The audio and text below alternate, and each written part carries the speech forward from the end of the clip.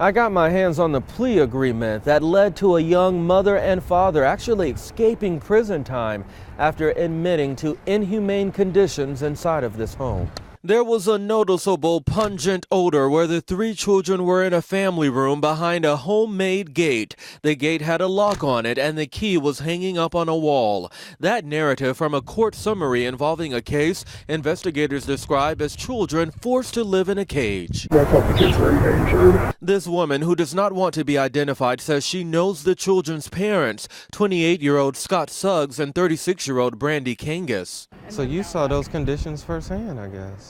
Yeah, and I tried talking to them about the way they treated them, and they wouldn't listen, and we've gotten in fights over it. Deputies say inside the locked cage was one mattress that the 1-year-old boy and 3- and 4-year-old girls shared.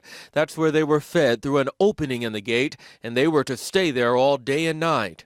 The carpet was urine stained and feces stained, and you know, it would offend anyone. I questioned Commonwealth's attorney William Neely, who recommended a judge suspend both of the parents' 6-year sentences. A lot of folks will say, why didn't these parents get any prison time?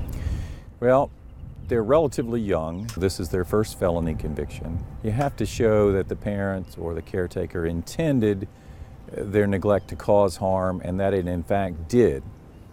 In this case, although the children were in nasty, filthy conditions and had skin rashes, they were healthy.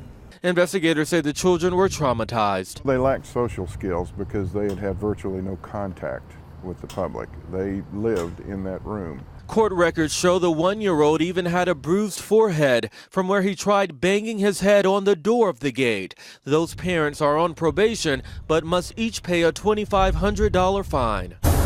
You completely mess up the wrong people and let guilty people get away with it. That's brilliant. You think they should have served? Absolutely. Those children are now living in a foster home and their parents restricted from any unsupervised contact.